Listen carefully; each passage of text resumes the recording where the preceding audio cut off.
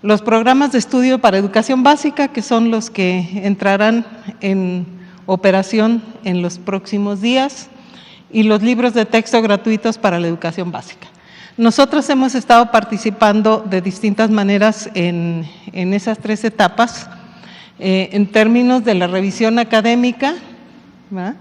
Pero también, además de la revisión académica, hemos estado trabajando en el intercambio con docentes e investigadores que formaron parte de los equipos de innovadores que produjeron tanto los planes y programas de estudio como los libros de texto gratuito, y que de alguna manera son quienes han tenido en sus manos el diseño total de los materiales, contando con el apoyo de la comunidad de humanidades, ciencias y tecnologías, que está aglutinada desde hace muchos años en términos de trabajos de investigación en torno al Consejo Nacional de Ciencia y Tecnología.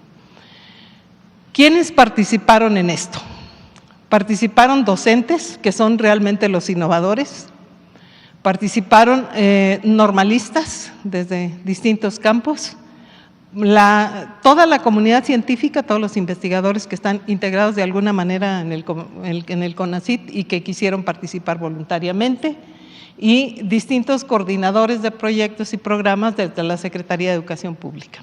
Este equipo tuvo como elemento central organizarse para colaborar en términos de que tanto los programas como los libros de texto gratuito tuvieran todos aquellos elementos que se consideran indispensables para que queden validados los conocimientos que ahí se están transmitiendo, que ahí se están referenciando. Se trata del rigor científico y humanístico necesario para que los libros tengan consistencia en términos de los postulados y los hallazgos de la ciencia. Se trata también de algo que es muy importante en esta nueva forma de asumir la formación de los niños, niñas y adolescentes, que es el romper con estructuras disciplinares y pasar a la interdisciplina, pero también a la transdisciplina. Esto fue muy importante. Y se trata también de la pertinencia. Cuando hablamos de la pertinencia, nos estamos refiriendo fundamentalmente a la enorme diversidad lingüística, cultural y social que comprende, que está expresada en las distintas poblaciones y formas de vida de la nación mexicana. Entonces, con ellos estuvimos durante 6 meses en la última etapa, la de los libros de texto, pero un poco antes en los programas de estudio y un poco antes cuando se estaba diseñando el plan de estudio, trabajando un diálogo muy intensivo que implicó la participación de 175 especialistas, todos ellos lo hicieron de manera voluntaria, y estos especialistas provienen de 31 campos de conocimiento diferentes, algunos de ellos disciplinares, que son los más conocidos, como la pedagogía o las matemáticas o todavía las ciencias de la educación, podemos decir que están entre ellos, pero otros que abordan aspectos como cuestiones sobre vida marina, agroecología, desarrollo de proyectos comunitarios, etcétera.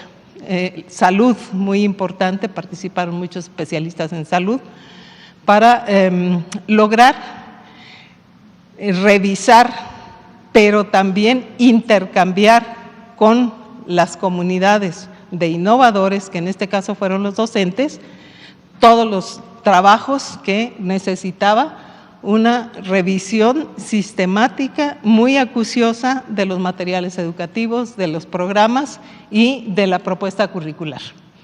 Este diálogo de saberes abarcó 2 modalidades, una de interacción fundamentalmente a través de relaciones de discusión, como sucede en cualquier revisión que se trabaja, pero también hubo una revisión sistemática en términos de material por material personalizado.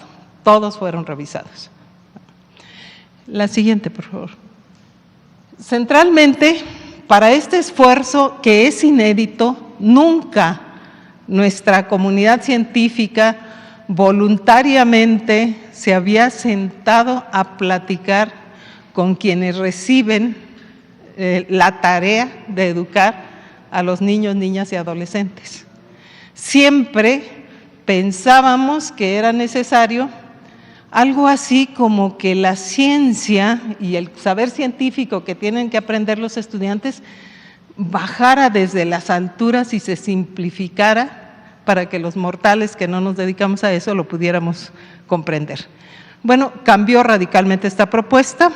En este momento estamos tomando como punto de partida fundamentalmente la tarea que hace quien tiene en sus manos la formación de los niños y niñas y quien mejor comprende lo que ese niño o niña necesita en términos de su edad, su grado, sus condiciones socioeconómicas, el contexto en el que vive, etcétera.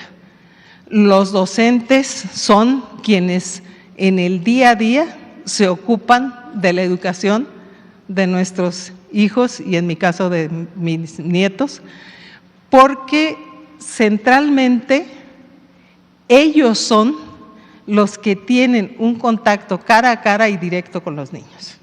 Entonces son los que mejor pueden saber qué es lo que necesita el niño y cómo comunicárselo, centralmente.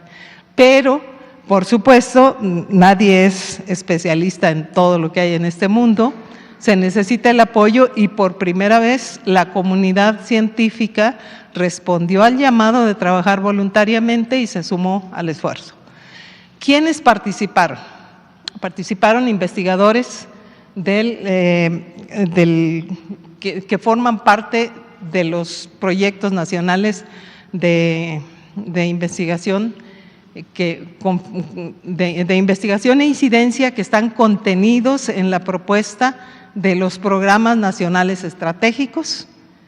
Todos los que están trabajando ya en esos proyectos estratégicos formaron parte de los revisores.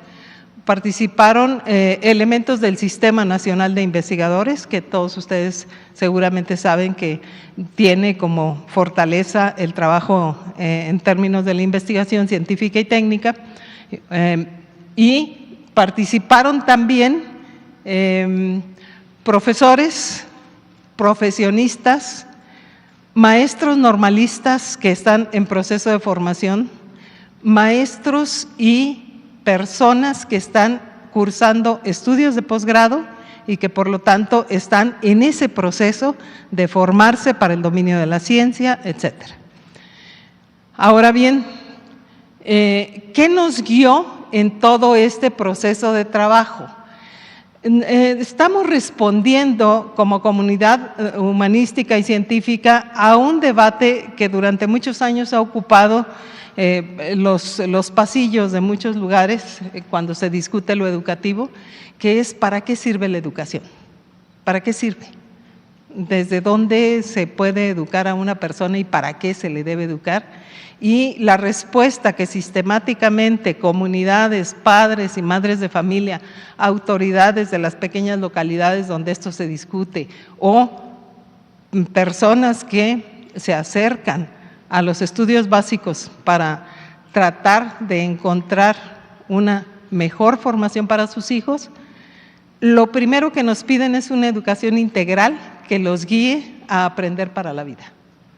Y yo quiero detenerme un poco en esta noción de aprender para la vida, porque detrás de la revisión estuvo dar cuenta de ese anhelo tan expresado a lo largo de tantos años y que por primera vez está siendo parte y está siendo eje para la revisión de lo que se está planteando en esta propuesta pedagógica que estamos a punto de comenzar a aplicar. ¿Qué es educar para la vida? Implica tomar como centro de la enseñanza el desarrollo de las niñas, niños y adolescentes a partir de sus experiencias en la vida diaria. Tenemos que partir de lo que el niño es y sabe y de lo que ha aprendido en ese acucioso modelo de trabajo donde va apropiándose tanto de los saberes comunitarios como de los saberes que le comparte su familia. El niño no llega en vacío. Si los niños llegaran sin saber hablar, nosotros no podríamos enseñarlos a leer y escribir, tendríamos un problema muy serio. Enseñar a hablar es tarea de las familias. El desarrollar las capacidades básicas de socialización es tarea de las familias. Entonces los niños ya llegan con todo un acervo valoral de conocimientos y simbólico, que es lo que fortalece su propia formación. El aprendizaje de las niñas, niños y adolescentes depende siempre de considerar las situaciones cotidianas. Los niños y niñas en ese momento están pensando apenas en qué quieren ser de grandes. No están pensando en que ya yo de aquí en adelante voy a trabajar científicamente, etcétera.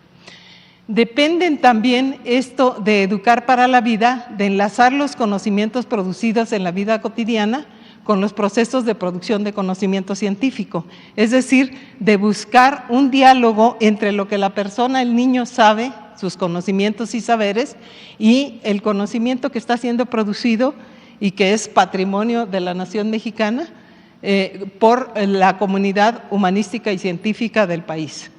En nuestras sociedades, estos aspectos implican el dominio de herramientas que permitan a los niños, niñas y adolescentes solucionar problemas e interrogantes que surgen en la vida diaria, porque allí es donde surge la inquietud de formarse como científico, y también interrogantes que tienen que ver con desarrollar el pensamiento crítico y la autonomía para resolver problemas ahorita, pero también, y muy importante, a lo largo de su vida adulta. No se trata de que de pronto el niño memorice y sepa algo y tenga un concepto abstracto de algo y de pronto pues ya pasó el examen y ya lo olvidó, ya lo perdió en su cabeza. Responder a las interrogantes del niño cuando le planteamos un conocimiento donde nos dice qué, por qué, para qué voy a aprender eso. ¿Qué voy a aprender? ¿Por qué lo voy a aprender y para qué? Esto exige que la vigilancia de los materiales, de los programas y de la propuesta pedagógica tenga que ver con dar significado a lo que se aprende en la escuela y en la familia a partir del conocimiento que ya poseen los niños, niñas y adolescentes. Pero también fomentar que las y los estudiantes, al realizar actividades escolares y al entrar en contacto con los materiales educativos, desarrollen los procesos y habilidades necesarias para aprender. Esto no lo vemos, esto no es susceptible de mostrarse en un examen, pero está allí cada vez que el niño contesta una pregunta o cada vez que se propone un proyecto o cada vez que inicia un proceso de innovación. En términos generales, el docente por su parte tiene que contribuir con la contextualización y se revisó muy cuidadosamente ese proceso de contextualización. La contextualización la entendemos como el puente entre los contenidos escolares y el día a día de las y los alumnos, buscando asociarlos a experiencias personales, sociales y culturales. No se trata de ejercitar la memoria, repito nuevamente, y tener un montón de conceptos en la cabeza que no sé para qué sirven. Nos hemos encontrado en el día a día con los estudiantes que logran aprenderse con mucho esfuerzo las tablas de multiplicar, pero que finalmente cuando la mamá les dice durante 4 días te voy a dar 8 pesos, ¿cuánto te voy a dar? No saben de qué les están hablando, porque la traducción de lo que memoricé a cómo lo uso en la vida diaria no es automática y eso hay que cuidarlo muchísimo en el proceso de enseñanza-aprendizaje para poder estar formando al niño, la niña, el adolescente, de manera que pueda responder a las presiones, a los procesos y a las demandas que su vida ciudadana le implica. El contexto también abarca el espacio en el que se realizan sus actividades y ponen en juego las redes de significados en las que de por sí está inserto el niño, para reconocer y compartir con las personas en ese espacio lo que da sentido a las relaciones familiares y comunitarias que establecen. Todos los que trabajamos en educación sabemos que en muchas comunidades el niño pequeño, la niña, el adolescente que va a la secundaria son los letrados de la familia. y son los que apoyan a la familia en la interpretación de comunicados, de cartas, en hacer recados, en hacer, etcétera, en todo eso que los adultos no pudieron desarrollar adecuadamente a lo largo de la vida. Pero eso solamente sucede cuando el niño y la niña le encuentra sentido a lo que ya aprendió. Entonces, para sintetizar y cerrar mi participación, les comento que estamos en una tarea un poco compleja en la cual los conocimientos pertenecen a campos conceptuales. Estos campos conceptuales son desarrollados por investigadores en nuestro país. Están las maestras y maestros que necesitan ese conocimiento para las propuestas didácticas y los materiales educativos, y la tarea a la que nos dimos intensivamente durante los 6 meses que trabajamos en la última etapa fue revisar todas esas propuestas, materiales educativos y establecer diálogos en 2 modalidades, tanto por escrito como presencialmente, con los docentes. Esa fue la participación del Programa Nacional de Educación del Consejo Nacional de Ciencia, Tecnología y Humanidades. Muchas gracias. Gracias. Ángel Díaz Barriga, por favor. Gracias, maestro. Buenas tardes. Quisiera comentar el proyecto pedagógico de la transformación de la educación básica. Me estoy dirigiendo a estudiantes, a madres, a padres, a tutores, maestros, al público en general. ¿Por qué queremos transformar la escuela? Porque buscamos establecer una forma distinta en que sus hijos e hijas experimenten el aprendizaje. Aprender desde su realidad. Pienso que este es un leitmotiv que permanentemente están escuchando. El trabajo por proyectos tiene más de un siglo en el campo educativo. Se utiliza en muchas partes del mundo e incluso muchas escuelas mexicanas y muchos maestros en México ya trabajan por proyectos. Existen en este país además múltiples escuelas que trabajan desde enfoques activos, que no centrados en el trabajo del docente, donde son los alumnos los que están realizando la labor que ellos llevan adelante. En la siguiente, por favor. Construimos un plan de estudios diferente y queda claro que es un plan de estudios distinto a todos los que habían existido previamente en el país. Tiene integración entre plan de estudios, entre campos formativos, pero también integración entre plan, programas, codiseño desde una perspectiva didáctica.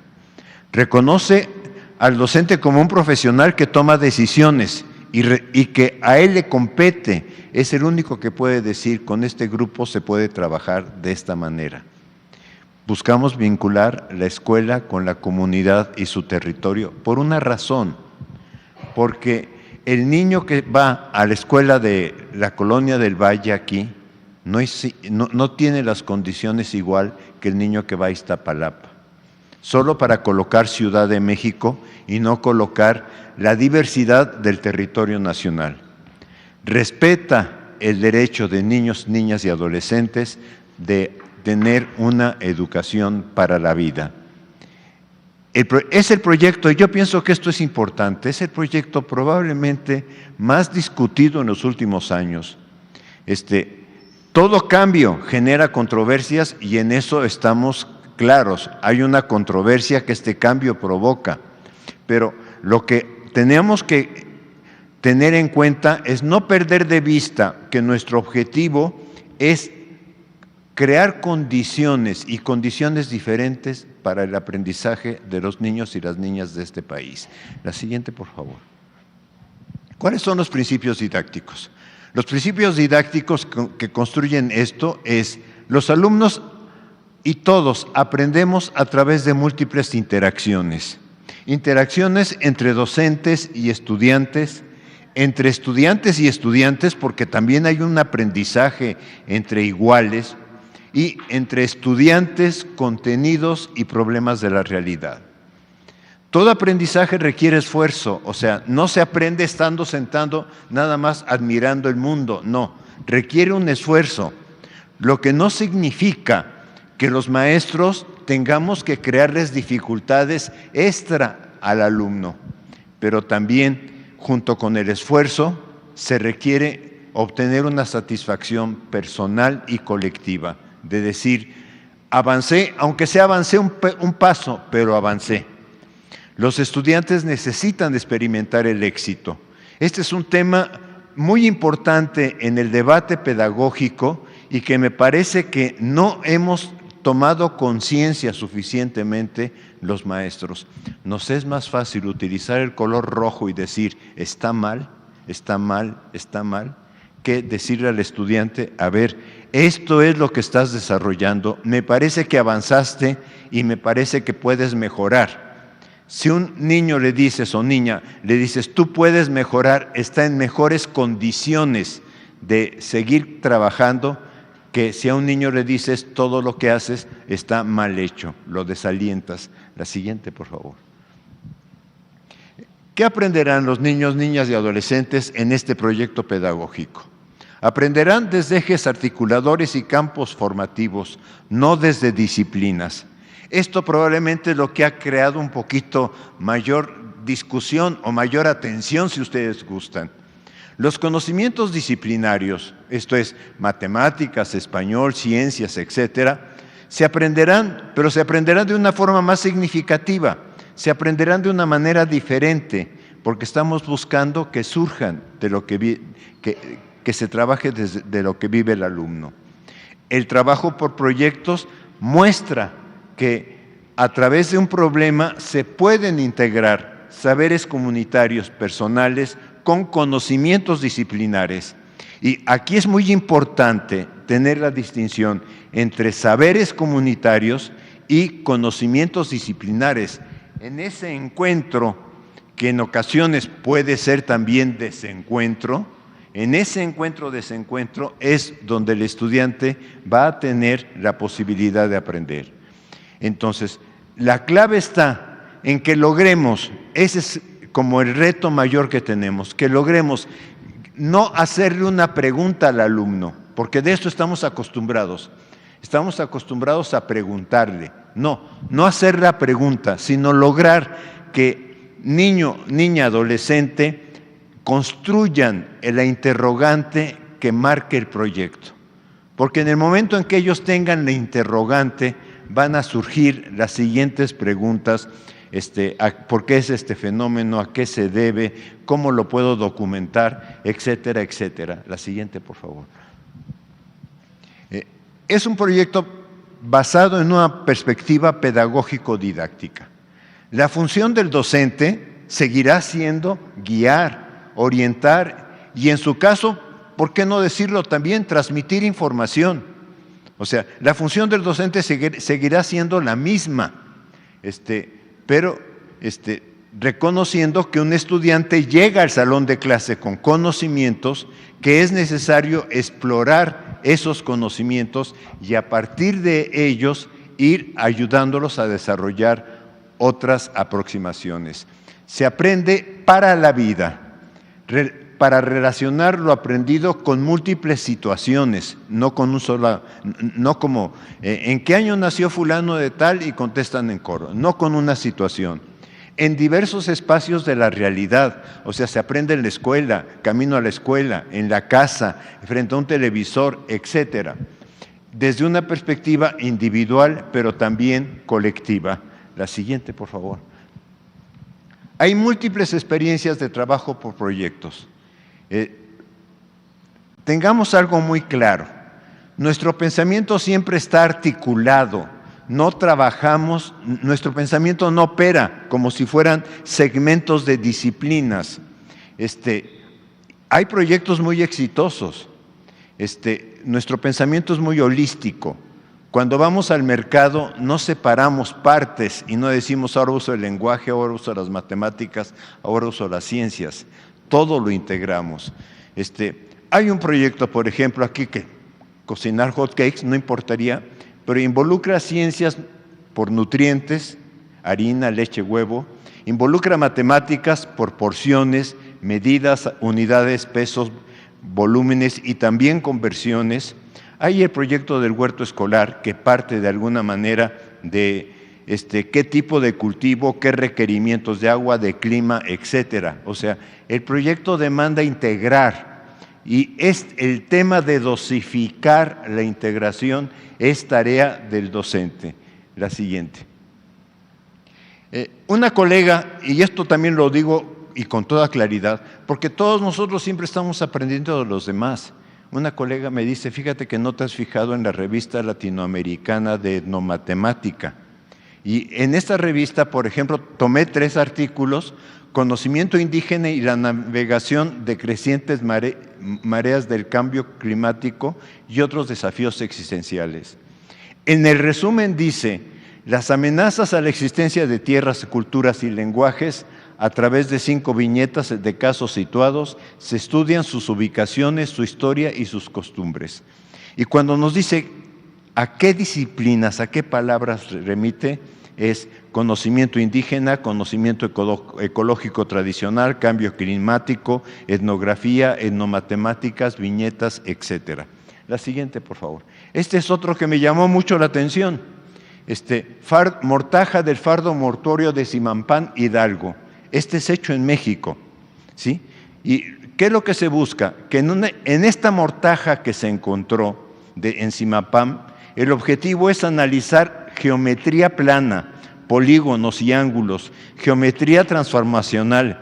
Se incluye reflexión sobre la lógica constructiva del textil, como la noción de medida, y identificar distintas tradiciones del tejido. Las palabras claves: matemáticas, textil prehispánico, simetría. Lo que quiero plantear es cómo todo este trabajo por proyectos es muy avanzado. Aproximaciones al estudio del teorema de Pitágoras con estudiantes de secundaria.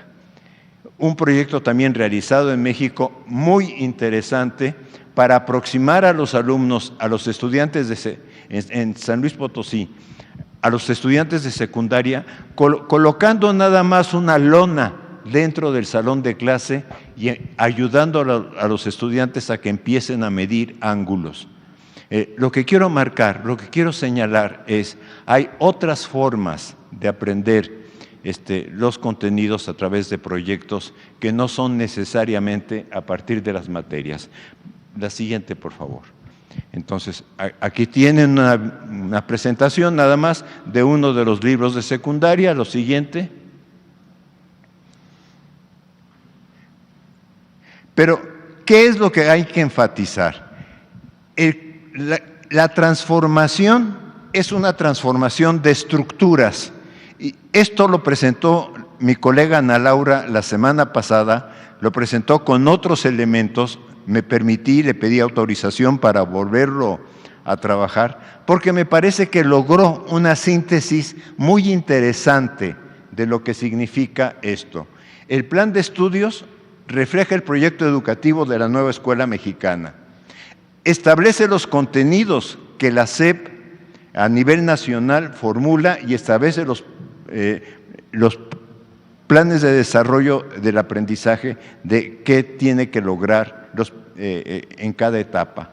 Pero de esto que llamamos programa sintético, pasa a un trabajo del colegiado docente.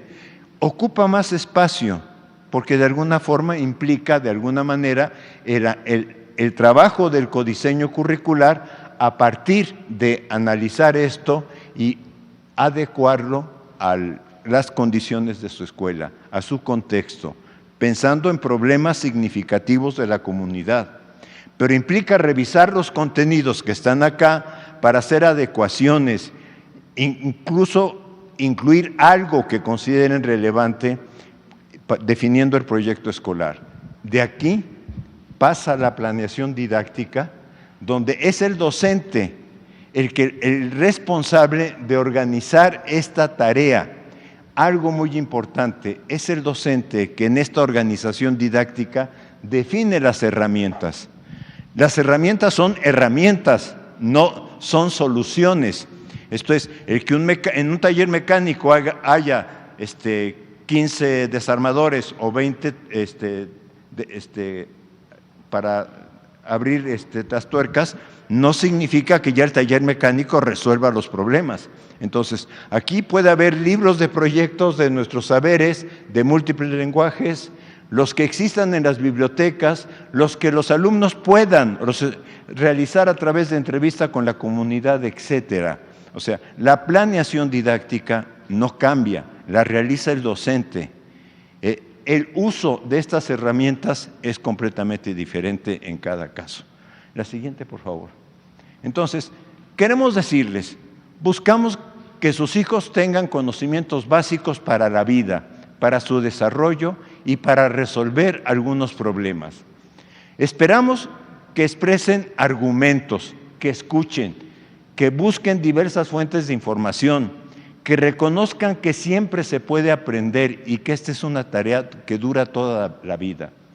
Promovemos que el aprendizaje parta de la realidad que viven, que integren saberes y conocimientos en aproximaciones inter y multidisciplinarias. Y sobre todo, algo que es fundamental para nosotros, que disfruten la etapa de su vida escolar. Esto es, que vayan a la escuela con alegría, que vayan contentos. Gracias. Gracias. Maestro Juan Manuel, por favor. Muy buenas tardes. Soy el maestro Juan Manuel Tapia Díaz, orgulloso maestro michoacano. El día de hoy ya hemos escuchado bastante sobre toda la construcción de este proyecto educativo. Gracias a la maestra, al doctor, a la secretaria de Educación. En este caso, tenemos una propuesta de qué aprenden las niñas y los niños en este proyecto, en esta propuesta educativa. Ya más allá de campos formativos, ejes articuladores, las finalidades o especificidades, como docentes, maestras y maestros, padre de familia, niñas y niños, ¿qué es lo que pretendemos que se desarrolle al término de cada una de las fases y grados en la educación primaria, en la educación secundaria, en todo este sistema educativo nacional que es, como lo mencionan ya mis colegas, una educación para la vida? No es una educación que se quede plasmada, que se quede estática, sino es una educación que va a migrar de las aulas, de las escuelas, a la utilización en la vida real, en el entorno para transformarlo. Proseguimos, por favor. Dice, primero, tenemos que identificar varias preguntas que nos preguntamos con este nuevo modelo educativo. ¿Qué? ¿Cómo? ¿Para qué? ¿Cómo? ¿Cuándo? El de los aprendizajes, en este caso, ¿qué van a aprender las niñas, los niños, los adolescentes con este nuevo modelo educativo? Desde mi perspectiva como docente, con congruencia con el proyecto educativo, las niñas van a aprender a leer, a escribir, a comprender y redactar, porque eso es una actividad natural, es una actividad social, que el niño desde el primer grado de primaria llega a la escuela y es capaz de desarrollar ciertas habilidades, ciertas capacidades de lectura y escritura, como inferir títulos, leer imágenes entre líneas, poder relatar, argumentar, compartir con sus compañeros, poder modificar de forma verbal una historia, alguna imagen, y de esta manera construir la lectura, está construyéndola. Podríamos decir que el niño no lee y escribe de forma tradicional, pero está construyendo, está desarrollando su pensamiento, está desarrollando su creatividad, sus acciones. Al compartirlo con otros, esa es una escritura, esa es una lectura, porque lo socializa, y después, conforme pasan los grados escolares, el niño adquiere la sintaxis, la gramática, la ortografía propia, para poder ahora manifestar de forma escrita esas ideas, esos pensamientos, esa escritura que lleva ya en su pensamiento, ya de una forma práctica, una forma gráfica, en el papel, en medios digitales como las tecnologías en la computadora. Ahora bien, ¿qué van a aprender de matemáticas? Toda nuestra vida es relacionada con las matemáticas. Desde que respiro, los pasos que doy, desde que camino a mi escuela, todo es una interpretación matemática. Es por eso que este proyecto educativo maneja las matemáticas en una situación contextualizada. El niño, desde que parte de su casa a la escuela, está realizando matemáticas. Va contando las flores que se encuentran en el camino, también se encuentra una o dos personas que saluda, va contando las nubes en el cielo, va también platicando con su mamá, y de esa esa manera está desarrollando ciertas situaciones, ciertas habilidades matemáticas como la suma, la resta, la interpretación, el manejo del croquis de su casa a la escuela, y son habilidades matemáticas que se van a desarrollar ya no de forma fragmentada. Eso sí es necesario que entendamos. Ahora es de una forma integral, a través de proyectos didácticos, maestras, maestros, padre, familia, niñas y niños, se va a desarrollar para que de esa manera, también de una forma didáctica, lúdica y también divertida, puedan aprender todos estos contenidos que antes eran aislados, eran disciplinares y que a veces podemos referirnos a las matemáticas como aburridas o como una cuestión metódica. Ahora el niño pueda disfrutarlas, pueda vivirlas y decir: amo mi clase de matemáticas, amo este proyecto porque integra todos los conocimientos que voy a utilizar para la vida. Después tenemos los conocimientos de qué va a aprender sobre el cuerpo humano, la salud y la motricidad. Todos somos un ser humano que está formado por diferentes sistemas, por diferentes órganos, que está relacionado con nuestra salud, con nuestros hábitos alimenticios. Así que el niño y la niña va a aprender todo eso que está relacionado para que pueda cuidar su salud, para que pueda manifestarlo con otros, para que pueda compartirlo con su compañera, con su compañero, con su papá, con su mamá, con sus tíos, abuelos, con toda la comunidad. Y de esa manera pueda crear de manera integral.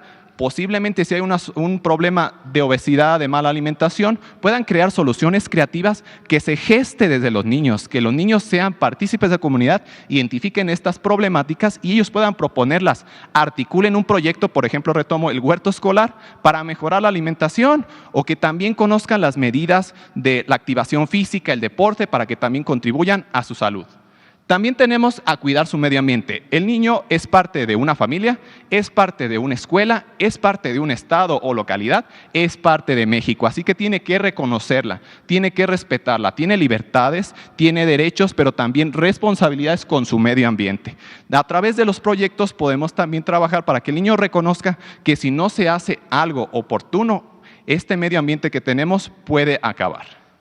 Tenemos también el de organizar la información. ¿Qué aprenden los niños? Los niños desde educación primaria, desde educación preescolar, todo su nivel, aprenden a organizar información en diferentes medidas. Desde que les decimos cuántas pelotas hay en el patio escolar, el niño empieza a organizar información. Tal vez no la pueda demostrar gráficamente, pero ya la está estructurando. Está diciendo, hay 4 o 5 pelotas y él está organizando. Ahora, ¿de cuántos colores hay? Está creando una tabla estadística, una comparación. Ahora, por favor, vamos a compararla. Si tienes 3 compañeritos, ¿de cuántas pelotas les va a tocar? Está organizando, está también aquí vinculando las matemáticas, está de alguna manera estructurando por medio oral un contenido, un desarrollo, para después también poderlo migrar a una cuestión ya escrita, una cuestión digital, con las tecnologías de la información y la comunicación.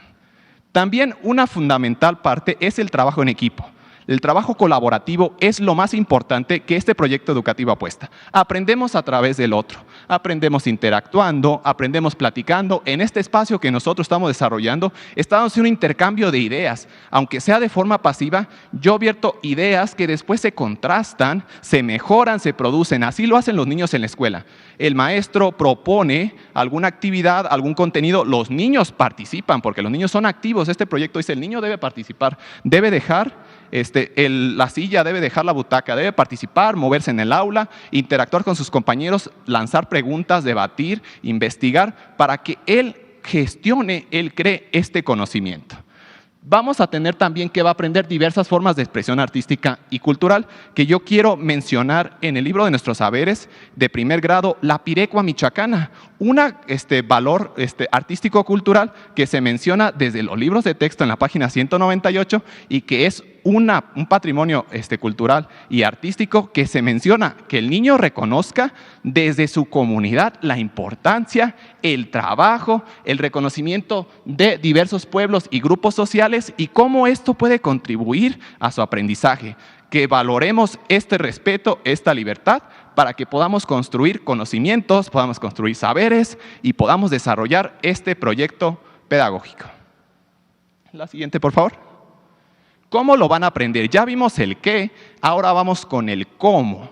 ¿Cómo lo van a aprender? Ya hemos hablado, maestras y maestros, de los diferentes proyectos educativos, de los diferentes proyectos didácticos, del aprendizaje basado en proyectos comunitarios, el método de indagación, el aprendizaje basado en problemas, el aprendizaje del servicio que este proyecto educativo nos brinda de una manera flexible, de una manera fácil, ágil, donde el alumno va a ser el centro de atención, la comunidad, y donde lo vamos a trabajar en 3 aspectos principales: en el aula, en la escuela y la comunidad. El alumno tiene que reconocer que estas 3 instancias son parte de su aprendizaje y de ahí se van a gestar los proyectos, que no van a ser proyectos al azar, son proyectos que el propio alumno, con guía y orientación de su maestro, van a estar estableciendo poco a poco.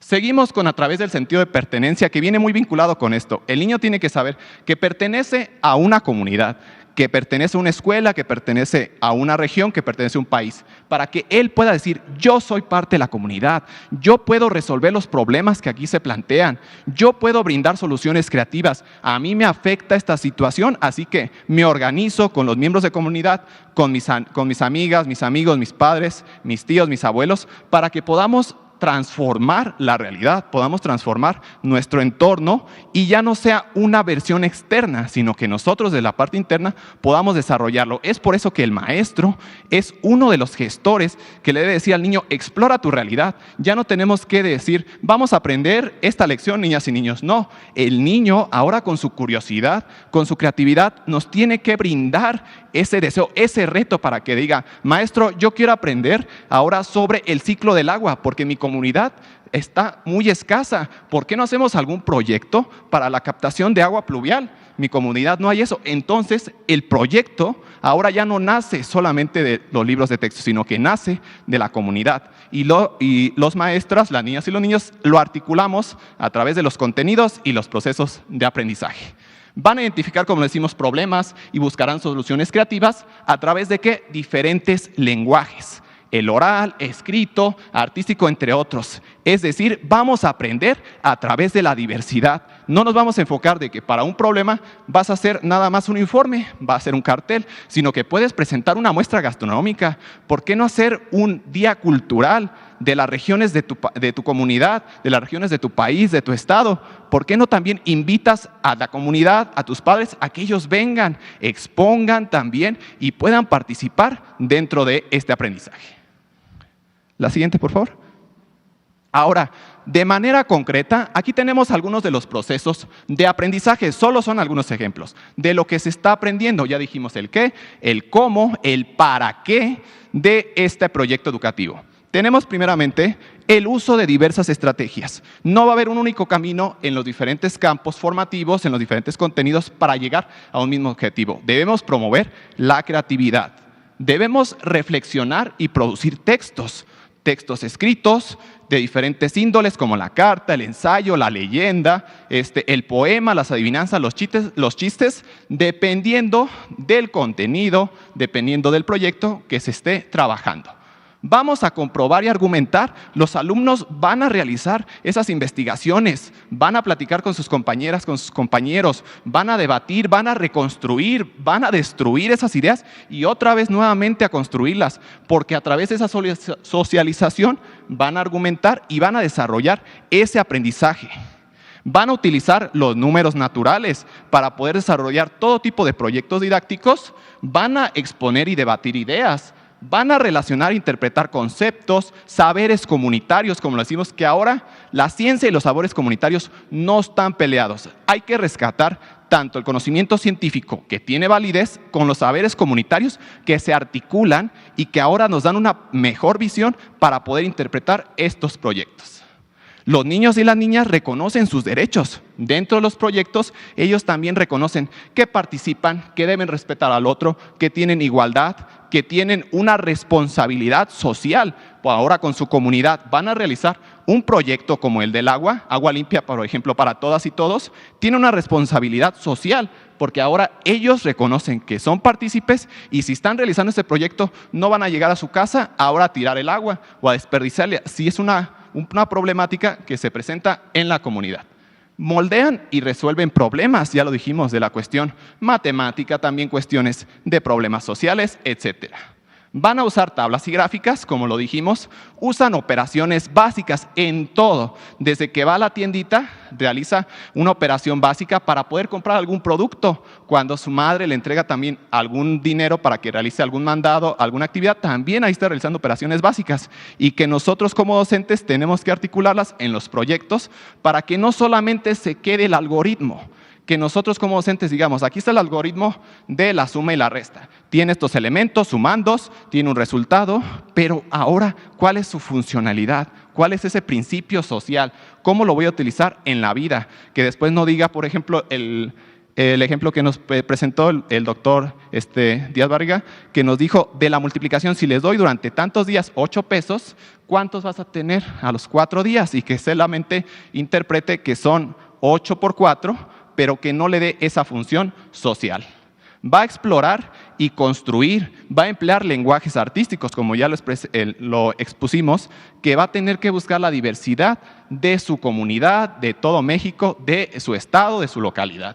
Va a recolectar, registrar, leer y comunicar información, porque el conocimiento, los saberes no deben quedarse plasmados en la escuela, deben romper fronteras, deben ir más allá, que tengan un impacto social. Y cuando nosotros como maestras y maestros, en apoyo con los padres de familia, logramos que estos proyectos impacten verdaderamente en la comunidad, es cuando podemos decir, ahora sí, estamos educando para la vida. Estos proyectos migraron, no solamente presentamos productos o evidencias en la escuela, sino que tienen un impacto más allá. Valoramos la diversidad, ya dijimos educar en la diversidad para poder promover los valores fundamentales que este proyecto menciona. Interpretamos mapas y diagramas que son básicos, que ya los vimos también. Establecemos acuerdos y reglas de convivencia para la cultura de la paz. Una parte es importante desde la educación primaria. Cuidamos de sí mismos y de su entorno, ya que dijimos, somos seres sociales, somos seres que estamos en interacción con otros, así que me cuido yo para poder cuidar al otro. Proseguimos, por favor. Ahora, finalmente, ¿qué fortalecemos con esta propuesta, con este proyecto educativo? Primeramente, el eje central. Reconocemos los valores de la solidaridad, el respeto y la honestidad a través de todos los días. ¿Cómo vamos a representar la honestidad? Con el paso del día, siendo honestos desde casa, no diciendo mentiras, no engañando a las personas. Dice, por ejemplo, cuando llego a clases y me dice, maestro, no pude hacer la tarea porque no le entendí. Pero después resulta que estuvo en una fiesta, estuvo en un baile, estuvo en otra situación. Desde ahí no se está respetando el principio de la honestidad. Así que decir con nuestras alumnas, nuestros alumnos, toda la comunidad, la honestidad es mejor decir, no tuve la oportunidad, maestro, no hay ningún problema. Vamos entonces nosotros, vamos a crear un equipo de trabajo, vamos a utilizar una mesa con las alumnas y los alumnos para que podamos resolver eso y no te quedes vacío de esa actividad, de ese contenido.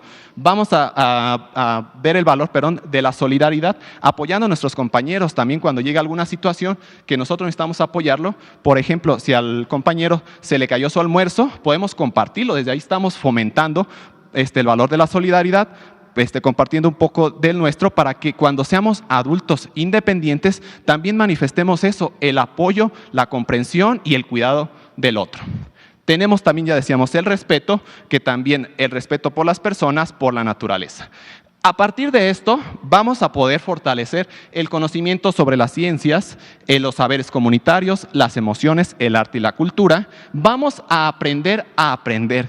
Tal vez es un concepto que ya hemos utilizado bastante de los años 90, Jacques Delors, pero que ahora este proyecto educativo rescata la autonomía del alumno, de la alumna, que el alumno ahora reconozca a través de los proyectos didácticos, que los construya desde su inicio. Vamos a realizar este proyecto, ya lo nombramos. ¿Qué actividades vamos a realizar? Vamos a realizar nuestro cronograma de actividades, vamos a delegar responsabilidades. ¿Qué tiempo lo vamos a hacer? ¿Cuándo lo vamos a entregar? ¿Cuándo lo vamos a presentar a la comunidad? Todo eso es el aprender a aprender. Los niños y las niñas son responsables de su aprendizaje. Ellos mismos dicen la guía, las pautas para poder promover ese aprendizaje. Ellos mismos lo evalúan. Si vamos a hacer este proyecto, ¿por qué no realizamos una encuesta a los participantes para que vean cómo fue nuestro desempeño, cómo fue nuestro trabajo?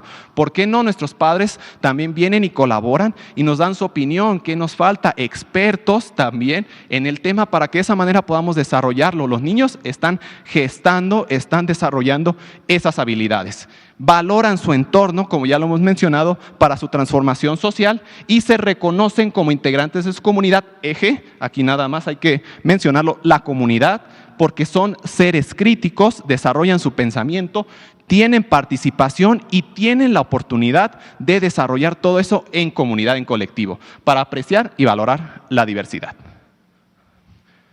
Por favor, la siguiente.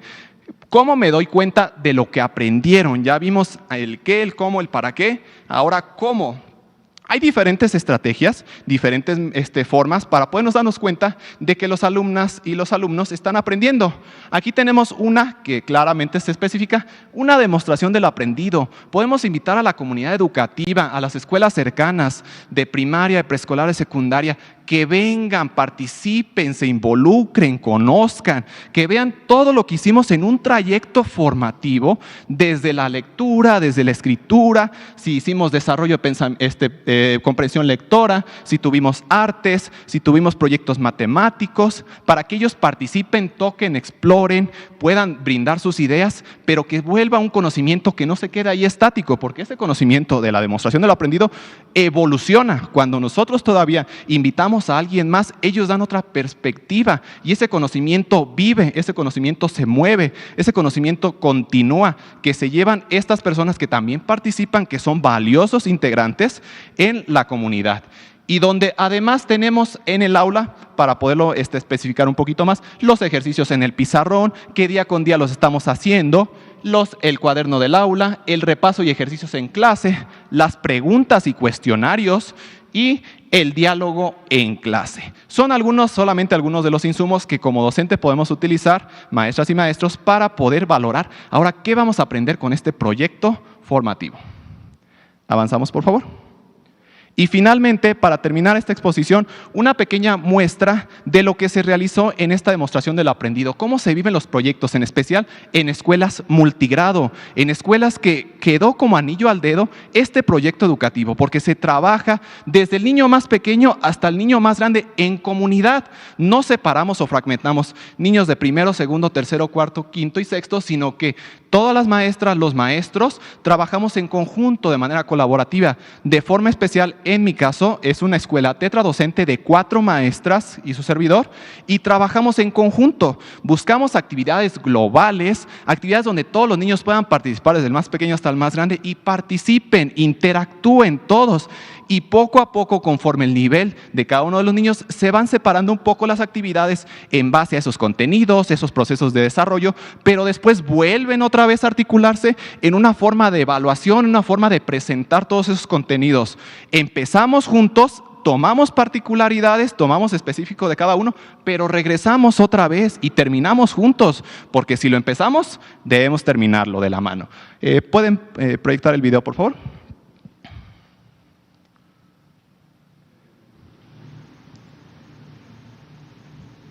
Nada más es necesario que lo reproduzca, por favor. Tiene aquí una forma de reproducirlo. No sé si se pueda. Si no, se los narro, no se preocupen. No se preocupen. Es un video que se desarrolló en la comunidad de la Escuela Primaria Rural Federal Revolución, donde yo soy docente. A base de proyectos, trabajamos proyectos didácticos, donde las madres y padres de familia y comunidad pudieron participar, como les comentaba, de una fase o grado donde integramos todos estos campos formativos, donde integramos todos los ejes articuladores, donde integramos todos los contenidos y procesos de aprendizaje en esta escuela multigrado. Los niños y las niñas presentaron diferentes cuestiones, desde la lectura, análisis de textos literarios, crearon obras artísticas, integraron las ciencias con las fases de la luna, desarrollaron volúmenes y cuerpos geométricos, también el arte y la expresión artística, después acá un poco más de papiroflexia, por acá al fondo también más distribución del color, el arte, las expresiones artísticas, y todo eso fue en colectivo a través de un proyecto que se gestó en la escuela por las alumnas, por los alumnos, por las madres de familia, donde decíamos lo más importante era mi comunidad. Así que todo partió del proyecto de mi comunidad, que lo titulamos Mi Comunidad. Soy parte de ella y del resto de México. Y de ahí se fueron gestando todos estos proyectos que se van separando, pero de uno articulador, porque ahora uno de los grandes problemas, como aquí lo tenemos, es que cómo vamos a articular todo este proceso. Vean aquí, a través de un solo proyecto articulador van gestándose otros para desarrollarlos, como la expresión artística, como aquí tenemos el desarrollo también de la cuestión plástica, la convivencia, el desarrollo de las matemáticas, que aquí lo podemos ver los cuerpos geométricos, la escritura y la lectura, que se manifestaron a través de diferentes expresiones, diferentes poemas, y también la cuestión social. Así que a través de un solo proyecto podemos articular un sinfín de contenidos y procesos, que ahora es uno de los grandes problemáticas. Maestra y maestro, ¿tengo que hacer un proyecto de cada uno de los contenidos? No, tiene que crear su creatividad, tiene que desarrollar las actividades en conjunto con las niñas y los niños, con los padres de familia, para que a través de proyectos integradores podamos articular todos estos procesos de aprendizaje, todos estos contenidos, y podamos hacer algo real, algo tangible, algo que se manifieste dentro de la comunidad. Pues les agradezco, de mi parte, sería todo. Muchas gracias. Gracias, maestro Juan Manuel. A quienes nos están viendo, nos están escuchando, les decir que el proyecto educativo, la propuesta educativa que tiene la Nueva Escuela Mexicana es una propuesta profundamente humanista, con bases científicas sólidas, construida para el bienestar de niñas, niños y adolescentes.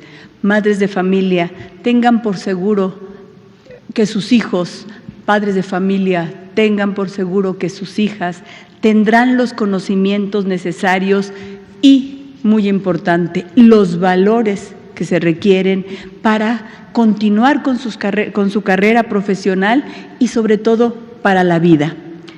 Esto es lo que hemos estado explicándoles durante estos días.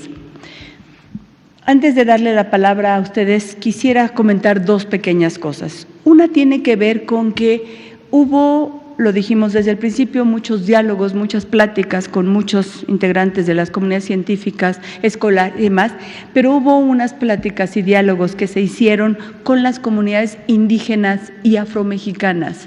Fue esto aproximadamente en el 2020, donde se estuvieron haciendo esas pláticas, qué les interesaría que estuviera más, y en este mes de agosto, se está regresando con esas comunidades a decirles: este es el resultado de los trabajos que tenemos, conozcan los libros de texto, vean de qué se trata, y es un trabajo en estos días se han tenido reuniones con más de 4.500 personas de comunidades indígenas y afromexicanas en regreso de lo que algún momento dialogamos. Muy interesante todo ese trabajo que se ha estado realizando. En estos días, a la par que estamos teniendo estas pláticas, se estaban realizando estas reuniones con estas comunidades. Y un detallito más, muy rápido. Ayer quizás fue muy rápido y no pude aclarar perfectamente lo de telesecundarias y decirles que de verdad el gobierno de México encontró un sistema de telesecundarias completamente desmantelado, olvidado, existía en el papel y siempre sabía cuántas telesecundarias había, pero era una situación que se veía como una, digamos, no ponerle atención a la necesidad de todas esas alumnas y alumnos de las secundarias era algo que no nos los podíamos permitir. Y hubo que hacer muchos trabajos, mucha coordinación y efectivamente en este mes de agosto también, y seguramente entre septiembre a más tardar en octubre, podremos tener todas las condiciones necesarias de las 18.855 telesecundarias para que estén en condiciones de ser utilizadas como lo que se necesita. Recuerden que cuando hablamos de telesecundarias hablamos de las zonas más alejadas de la geografía de México. Estamos hablando en lugares donde se requiere, donde no es posible tener escuelas de organización completa. De esos lugares estamos hablando. Y ahí ahorita ya tenemos exactamente el 30% de instalados, le llaman los decodificadores y las antenas para la recepción satelital, para que puedan tener la información que se está adecuando de los nuevos libros de texto hacia telesecundarias. Nos falta, sí, algunas secundarias que aún a estas alturas, fíjense lo grave, aún no tienen luz. y en eso estamos trabajando. Son pocas, pero estamos tratando de resolver ese asunto, y lo mismo que tendríamos que hacer con las pantallas. Ahí contamos mucho con el apoyo de las autoridades educativas de los estados y estamos construyendo con eso. Y me preguntaban acerca del disco duro, solo es en algunos estados donde las autoridades educativas de los estados están dando ese disco duro porque saben que los maestros los necesitan. Sin embargo, lo que nosotros estamos dando es el paquete de conectividad para que puedan trabajar en mejores condiciones. Esta es una tarea que estamos desarrollando, pero aún tenemos pendiente y la vamos a concluir. Es por justicia, El Internet, aquí estos codificadores son para las escuelas que aún sin tener Internet pueden tener la información. Por eso les decíamos, son para todas. Para las 18,000 habrá estos codificadores. En eso estamos, llevamos instalado el 30%.